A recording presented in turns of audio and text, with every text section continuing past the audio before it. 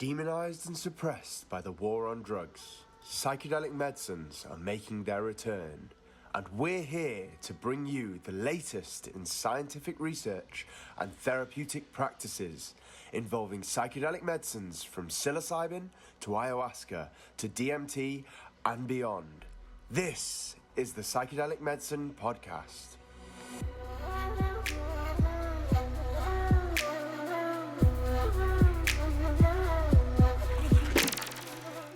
Hello and welcome to the next episode of the Psychedelic Medicine Podcast. I'm Dr. Lynn Marie Morsky, your guide on this journey, and today we are talking about warning signs when selecting a psychedelic facilitator with Juliana Mulligan.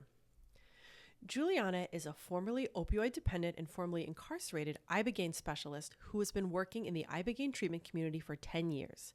She currently works at the Center for Optimal Living, running their psychedelic education and training program, and also works with individuals going through ibogaine treatment, doing preparation and integration through her business, Inner Vision Ibogaine.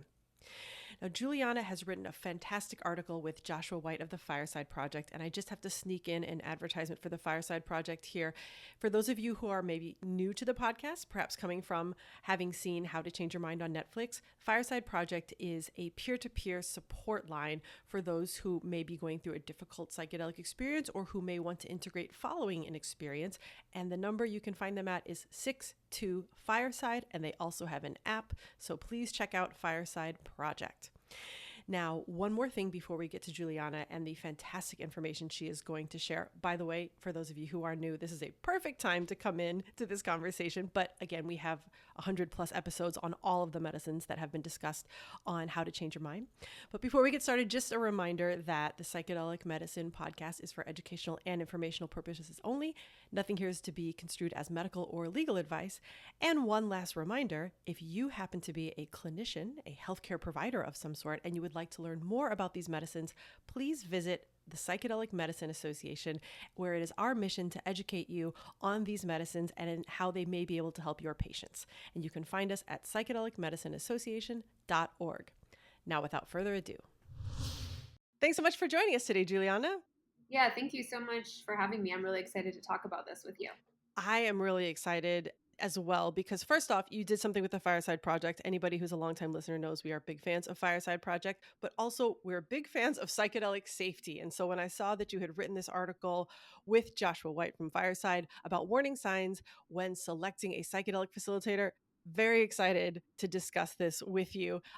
We've got a lot of new people, probably a lot of people coming after having seen How to Change Your Mind on Netflix. And I think it's a great time that people may be looking at trying a psychedelic journey. And so the perfect time to get in there and advise them that there are many great facilitators out there, but there are also some not so great facilitators. And so let's get into some of the warning signs that may help people looking for a facilitator to know when maybe they should be looking elsewhere. So, if you want to get started, the first thing that you had mentioned was whether they have allegations in their past about inappropriate behavior. Can you tell us a little bit about that? Yeah, so figuring out if somebody has allegations in their past can be tricky because the community operates mostly beyond the bounds of any oversight, supervision, regulatory body. So people are often doing things on the underground, and it can be tricky to know who's who and who to trust and all of that. But what you can do is ask them a series of questions. And we actually, what accompanies our guide is questions to ask a potential facilitator. So you can kind of ask them those questions. And then another thing you can do is talk to community members who've been around for a while and see if they have any opinions about the person or if they've heard anything. You can do an online search. Maybe if they are somebody with some kind of licensure, you can also check in databases to see if they have any allegations or disciplinary action in their past. But I do think that, asking the questions that we suggested in the guide, or maybe other questions that you think of, you can really get a sense for a person by asking those questions, by how they answer, the types of answers that they give.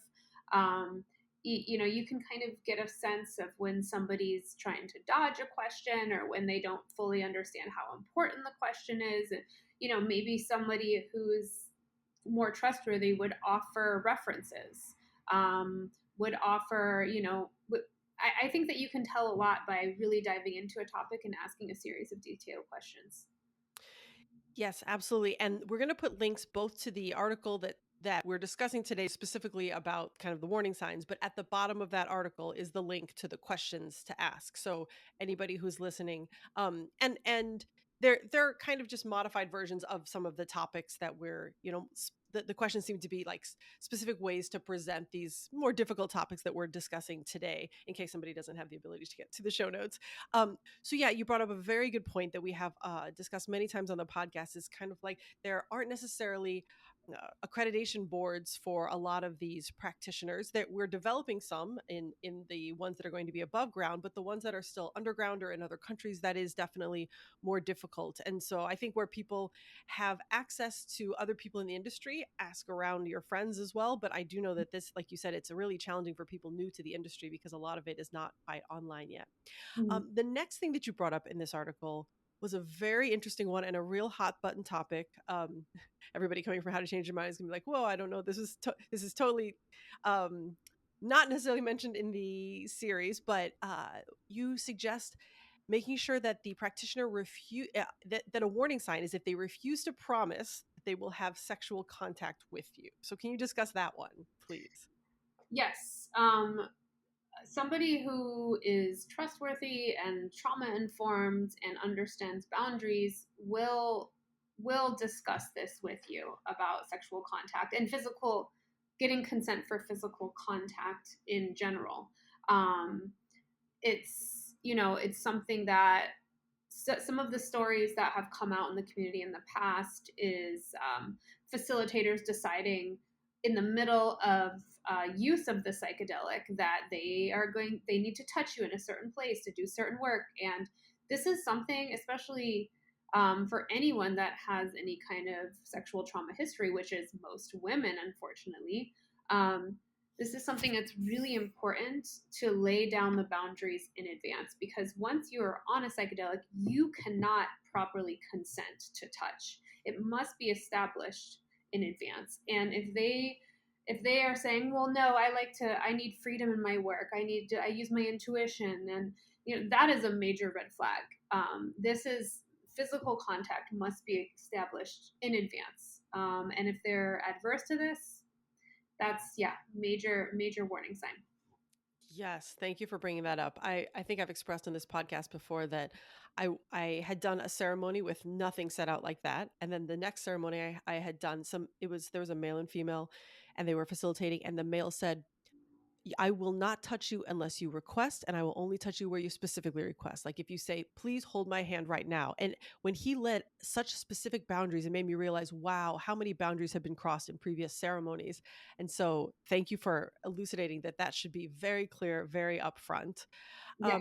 Number three that you mentioned, and I love this, is a warning sign is a lack of a detailed discussion that they initiate a day before the experience regarding that physical contact. And I'm guessing that that's because once you get into the ceremony setting, things start to shift a little bit. Yeah, I think it really needs to be established in advance, because, like I said, well, definitely before you're under the influence of the medicine, because again, you can't consent properly once you're under the influence of something. But I think it's something that it's part of getting someone prepared for the boundaries of what's going to happen. Getting somebody prepared, like when they're in a safe space, getting laying out the parameters of what's going to happen so that people can tune into themselves and see if they feel comfortable with it. Once somebody like arrives and they might feel very anxious and they might not be able to think things through properly, and somebody might say yes, yes, yes, whatever, because of the emotions surrounding the ceremony. And so I really think doing it in advance is best. Yeah, that makes total sense. And another thing that you suggest that they do in advance, the next thing you bring up in that article, is check for contraindicated medications or conditions. And this is part of like a thorough medical intake. Would you mind discussing that a little bit? Yes. So this is super important because there are psychiatric medications that don't mix well with psychedelics. certain ones that when combined with certain psychedelics could lead to something like serotonin syndrome, or medications that might need to be administered in the middle of when you're doing the psychedelic. If somebody has a heart medication or something to do with insulin, a condition that has to do with insulin, it's really important that the facilitator knows exactly what is contraindicated with the medicine that they're administering. And if they're not evaluating for this, and if they're not familiar with medical conditions and how they interact with the medicine they're giving, then they're not properly trained to be giving this medicine. So that is super important. Yes, I would love to just put, like, if this were a written article, just bold that entire last sentence, that if they're not familiar enough with the contraindications to the medication they're giving, they are not qualified to be serving that medicine. Absolutely. Full stop. Thank you, Juliana, for that. And I think this is a good place to put a little asterisk in our conversation, because I know you focus a lot on ibogaine, which has Yeah. separate medical considerations. Can you just mention, how that might differ? Some of these precautions may differ for ibogaine. Yeah, so the guide that I made, this guide that we're talking about, can be used with ibogaine, but there's a lot of other specific questions that need to be asked, because ibogaine does have life-threatening side effects, whereas most psychedelics that are in the hallucinogen category, for the most part, you can't die unless you have some kind of serious health condition. But with ibogaine, anybody could die because it has cardiotoxic side effects. So the type of questions that you're going to need to ask an ibogaine facilitator are much more detailed, and much more, they're just much more specific for cardiac and other health conditions. And I actually made a guide for finding an ibogaine clinic on my website, innervisionibogaine.com. And if you click on guide, that's the guide. There's a list of questions there. But ibogaine, it's very, very, very crucial that whoever's giving ibogaine knows their stuff medically and has a doctor that they're using, and is going to have you on a heart monitor, and is going to have you do multiple EKGs. It's quite a different thing going to do ibogaine than it is going to do mushrooms, ayahuasca, MDMA, all of the other ones. So yeah, I definitely recommend using the guide on my site for that. Amazing. We'll put that in the show notes as well. Mm-hmm. And I noticed the next thing on your list harkens back to something we had brought somebody on to discuss on the podcast a long time ago, which is trauma-informed facilitation, Mm-hmm. and that it's a red flag if they are not trauma-informed. Do you mind sharing a little bit about why being trauma-informed is important and what it is? Yeah, this is something we talked about a lot, and like, what is trauma-informed training? Because there's not just like one standard trauma-informed training that you can go and do. And so what does that mean? Because most of us are coming to psychedelics to work on trauma, it's really important that whoever's facilitating this kind of work understands how to be gentle, neutral, collaborative, and sensitive to the various kinds of really intense circumstances that people are coming from. It really requires, I'm trying to think how to explain this. A lot of times, and this happens in psychedelics, but definitely in the mental health field, there's like this hierarchy of care where people are going to somebody, and they think that person is going to save them, or that person is doing something for them that they couldn't do for themselves. And this is like a really dangerous dynamic, this hierarchy. And this is why, going to somebody who's like, I am a shaman and I'm going to heal you, why that's so problematic is because, no, the only person that can really heal you is yourself. And a facilitator is just there to help empower you and support you in guiding yourself. It's a collaborative relationship. And so being trauma-informed is partially about knowing how to be collaborative, which requires a sensitivity to what's coming up for the person. And so, this happens often in ibogaine treatment, where somebody is going for ibogaine, and then they get there and the people are doing traditional bwiti practices, which is the religion that iboga comes from. And that's wonderful if you're into that, but not everybody is comfortable doing religious bwiti practices, maybe because they have religious trauma in their background, or maybe they just don't resonate with it. And I've heard stories from people where they were kind of forced to do bwiti ceremonies when they didn't sign up for that, and they also weren't given the option to say, no, I don't want to do that. And so this is not being trauma informed, is forcing someone to do things, or not checking with people ahead of time. Are you comfortable doing these things? How do you feel about this? So that's one example of being trauma informed. But it's very collaborative. And the type of training, I mean, of course, there's people who have mental health degrees, who hopefully would have some kind of trauma-informed training. Not always, though, sadly. There's like workshops that you can do. Um, there's a variety of ways that one can become trauma-informed. But I think in speaking with a potential facilitator, asking them what trauma-informed means to them is a good way to just feel it out and get a sense for where they stand on that issue. I think it's a great point. And here I'd love to sneak something in that is like my soapbox is I insist on the facilitators that I go to that they have a form of anonymous feedback. And I recall once bringing this up to a facilitator, and her response was like, if they don't have the courage to come up and give me the feedback, and I literally said that's the least trauma informed thing I can imagine, because how many people's trauma is around authority figures, right? And like you're essentially forcing them to re-traumatize themselves to give you feedback, like absolutely not. And so Yeah. just look at their own practices and how much they are putting you in, like the onus is on you to do these things and buck up and do, like however many times they're telling you to buck up is probably the least trauma informed version thereof, because you're there to be supported. This is not one of those like no pain, no gain situations. This is, Right. it may be uncomfortable in the ceremony, right? But like otherwise, trauma informed is there to support you in healing your trauma. Right. And it's like if you're a facilitator and someone brings up something that you have a reaction to, is to like just sit with that a minute, and because working with someone either in a psychotherapy context, any healing context, in psychedelic ceremony, what's important to you as the therapist or provider is what's important to who you're working with. You have to prioritize what's important for who you're working with, not you.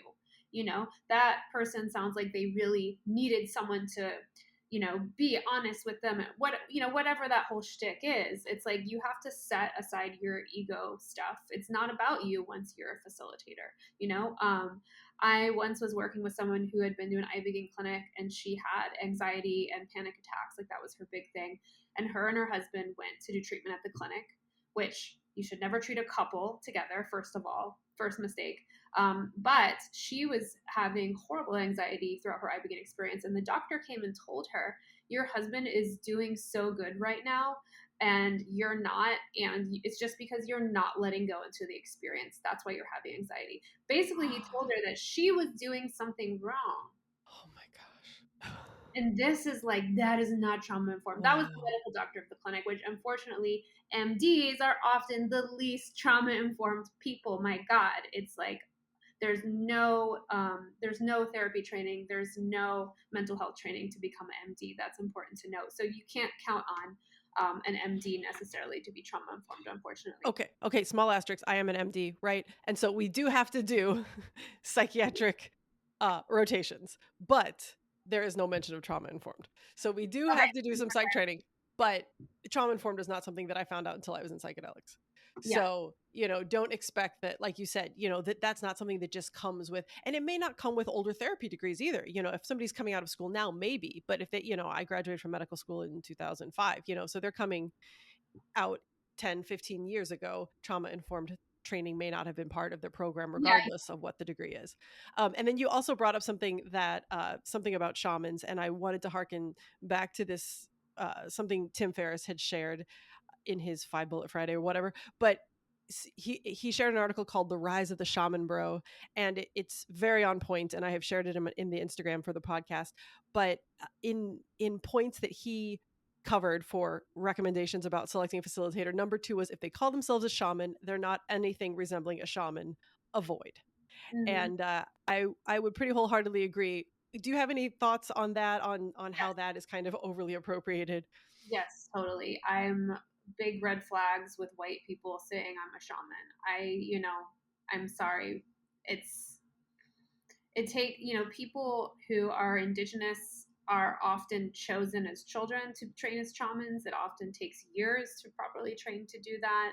I know there's like exceptional cases where like someone did spend 20 years living with an indigenous group and they have been designated as a shaman by that indigenous group. There's like exceptional circumstances where maybe, but for me overall, I'm steer clear of that. Because also what comes with that, for white people saying I'm a shaman, it comes with this kind of inflated sense of importance, and psychedelics have given me a special power. And this will tap into some of the other points on our guide is psychedelic narcissism. And it's important to note that psychedelics don't always make things better. They also can make things worse, especially narcissism and especially certain personality disorder traits and sociopathy. Is if a person isn't willing to be receptive to feedback, self-reflective, and take accountability, psychedelics aren't necessarily going to make them do that. And so you give psychedelics to somebody with those kind of narcissistic traits, and it can just make the narcissism worse. And so I think this happens quite often. People have this big experience. They think they've been given gifts from God to heal people, and then suddenly they're this shaman. And so when a non-Indigenous person says, I'm a shaman, to me, it's like red flags about that this healing role is more about their ego and not so much about supporting other people. I don't even, for me personally, I'm not even comfortable saying healer. Like even that is loaded for me. Like I'm a collaborator. I want people to feel empowered in themselves. Like I'm not doing anything for them. I'm here to remind them of their power. And so, yeah, I think that's what's missing often in that shaman client dynamic. Yes, that's thank you for that myriad of points there. We did an episode on psychedelic narcissism with Adam Aronovich. If anybody's Oh yeah. interested, check for about a year ago was that episode. And also, as far as I understand, not to beat this dead horse here, but shaman is something that, like you said, a tribe calls the person and not that the person calls themselves. And so Yes. even very often the indigenous people who've been given that title by others only call themselves curanderos, curanderas, that like the medicine person, something like that. They're still not self-referring as a shaman, which I think goes back to Tim's point was if somebody's calling themselves a shaman, kind of, regardless, that's probably not accurate because again, that's something that others would call them. And that's, like you said, those who are truly in that healing, not healing position, collaborative position, as you said, are probably giving themselves a more modest title, like you just referred to. You're not doing the healing. You're part of the healing team, which includes the person who is undergoing the treatment. So thank you for bringing attention to all of that. Getting back to your list, I love the next one. It is a red flag if they do not discuss drug testing with you. We did a drug testing episode. I have to say, I'm calling out everybody. It was our least listened to episode ever. There did not seem to be a big appetite for hearing about drug testing. So just so you know, this is a real issue, especially if you are, taking psychedelics outside of a study setting, taking them recreationally. So if you could talk a little bit about why that's on the list. Yeah, if you're providing a medicine to a human being, you need to know exactly what the hell is in it. You have facilitators that are ordering things online. And these days, it can be a plethora of ingredients. Especially in the US, there's fentanyl in everything. People are finding fentanyl and MDMA. In pills that were labeled as 2CB, for example, will have fentanyl or meth in it or whatever. And so it's really important that, and it seems really obvious. If you're going to give a substance to a human, know what it is. You have to know exactly what's in it. And so that's it. That's why that's on the list.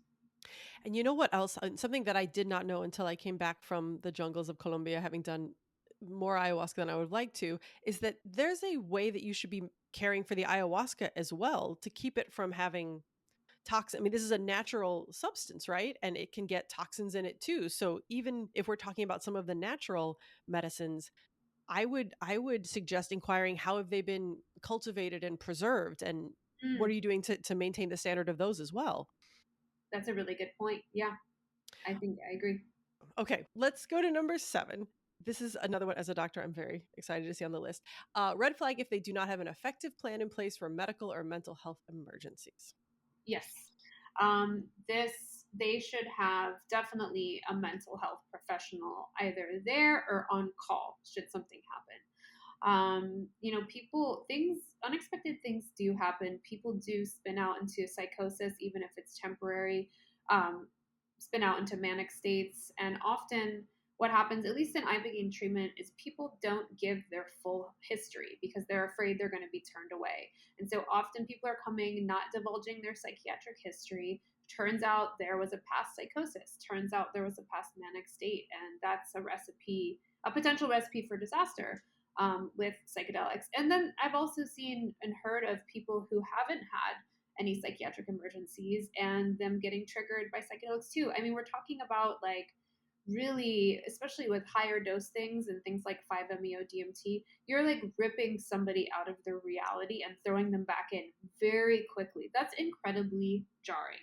And can trigger any number of processes from happening. And so you really need to have a professional on call to deal with these things, and a medical professional as well, because again, people omit things from their medical history too, out of fear of being rejected. And so having both the mental health and medical emergency contact that is on call and ready to jump into action is super crucial. Yes, absolutely. Thank you again for putting a point on that. The next one, well, we covered the inflated sense of their own role in the healing process, and I think I think number 10 that you covered, which is your intuition tells you something is off. This is where let's just get into your intuition right now. We'll get back to the one that's prior, but I think a lot of us have to really check in with our gut, and when you're having those conversations, how can somebody go in and kind of fine tune their intuition to sense things like maybe that the person considers themselves a healer and not a collaborator, or perhaps that they have ulterior motives? What kinds of things can people do to maybe pay help their intuition sense these things? If there's I don't know a great way to put that, but a Yeah, lot of people who might be new to this field may not be, they may be new to listening to their gut and listening to their intuition. So any guidance you have on that? I would say taking notes when you're talking to the facilitator or afterwards, just jotting down what was coming up for you, and then chatting with like a really trusted friend, or ideally somebody who has experience in psychedelics. I think that that could be really helpful to kind of sort through things. You know, often I have like very clear feelings about things, and it's not until I discuss them with another person that it's like, oh yeah, that this is, I need to listen to this. You know, so I think just yeah, having a trusted person to discuss this with, and just kind of pay right, you know, continue to take notes and see what comes up for you over the course of a number of days as you reflect upon your interactions with this person. That makes total sense, because if you go into perhaps even meeting one on one with this facilitator and they're super charismatic and they're able to spin things in a way that sounds really logical, but then you write it down and you tell a friend, and the friend is like, that sounds completely counterproductive to your healing. I think that would really, like you said, kind of shine a light on, oh, I might have been a little swayed by the situation and the ceremony and all that of it. So great idea to discuss with a friend. Last thing you had on the list was regarding their training and whether they're part of a group of facilitators. If you could tell us a little bit about what you'd be looking for along those lines. Yeah, I think that's if somebody is working on the underground, ideally they would be under the mentorship of somebody who has more experience, and still somebody that they consult with and check in about issues. To people that are working and think that they don't, you know, that they're kind of like rogue and on their own, and oh, I'm already trained.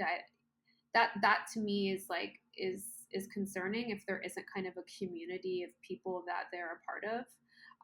Oftentimes people you know, continue to do training for years and continue to consult with like elders in their community for years, and so just kind of getting a sense for the professional community that the facilitator surrounds themselves with is really important. And this can look like any number of things. So I would just, you know, ask, how do you do your training? What's your ongoing training like? Do you have a mentor? Do you have somebody that you talk to reflect on issues that you're going through? And you know, so unfortunately, a lot of psychedelic underground providers don't have this, and it's really problematic. So yeah, Yeah, and just so everybody knows out there, if you're new to this and haven't heard an episode before, like it is an ongoing issue that there's no, and not an easy one to solve, that there isn't a repository of where you report when things are bad or negative experiences or all these kind of safeguards that you were talking about. Like there's no way to verify if somebody has been specifically trained on some underground thing, right? So like let's use 5-MeO as an example. You just talked about how transformative, but very jarring that can be. And there isn't a formal 5-MeO training. There isn't even like a ceremonial lineage of 5-MeO DMT. And so like it's such a wild west and such a kind of minefield of like, how do we know that we're getting the right person? We're aware that these are very difficult questions to answer. And so, for anybody going in, it may seem a little bit overwhelming.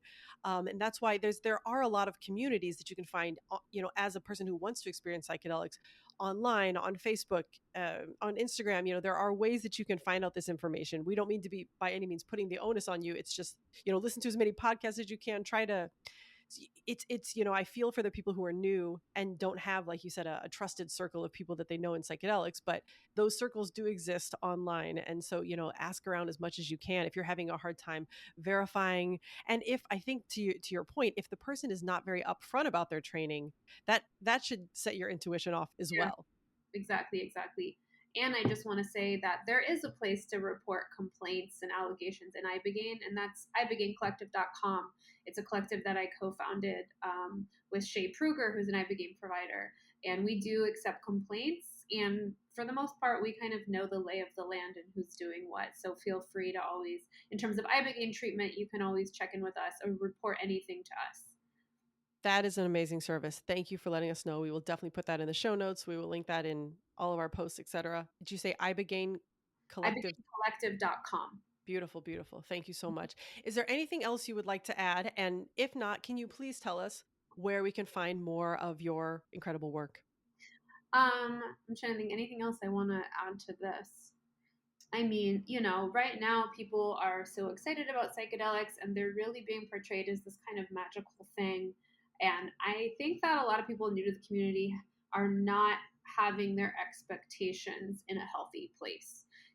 Within capitalism, we've all kind of been trained that something outside of you will fix how you're feeling, whether that be buying something, paying for a therapy, paying for a certain pill, or going to a certain professional who's going to be this magical key to unlocking you feeling great all the time. It's these very, capitalism sets us up for really unrealistic expectations. And so people are coming to psychedelics, and, it's also the community's fault for saying things like cure, which should never be paired in psychedelics.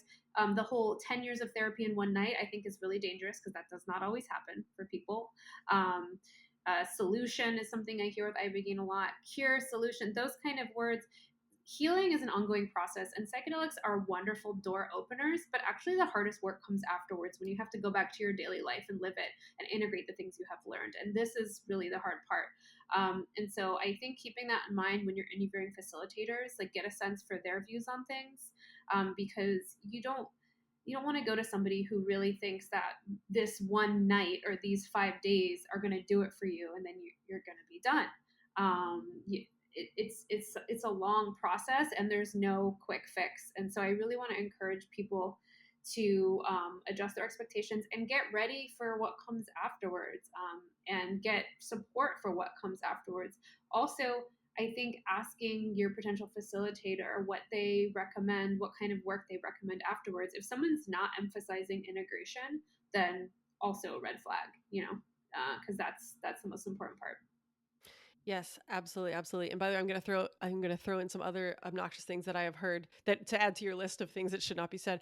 Anybody who's trying to sell you aftercare while you're still on the medicine. Oh my gosh.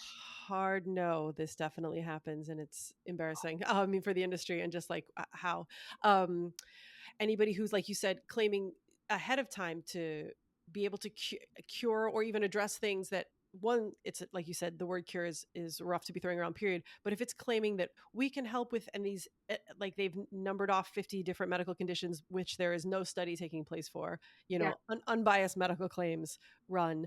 Anybody who's claiming it will bring you a miracle, or that you need to get your miracle from it, please, also absolute nonsense. Do not go in that direction.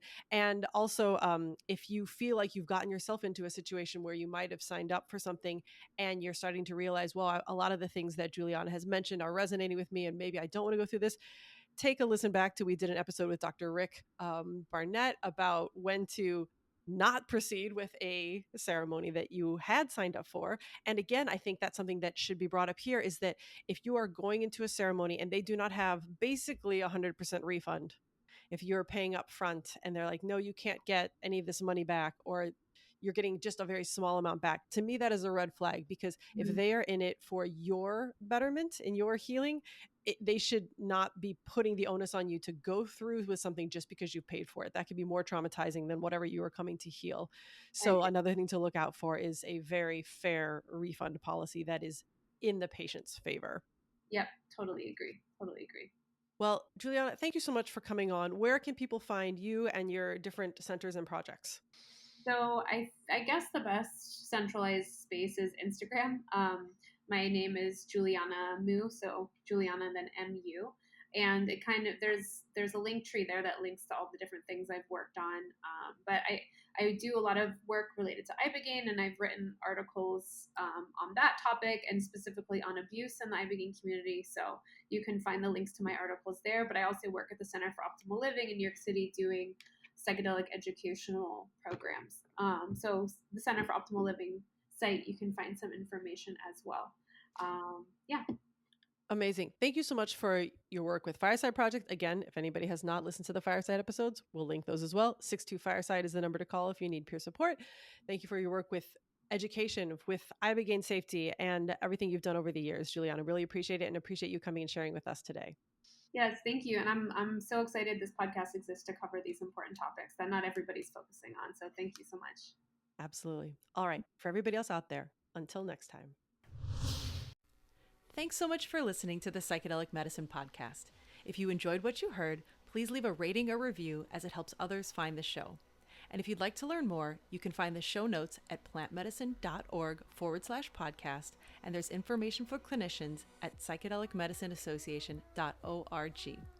Our incredible music was by the one and only Porangi. We'll see you next time.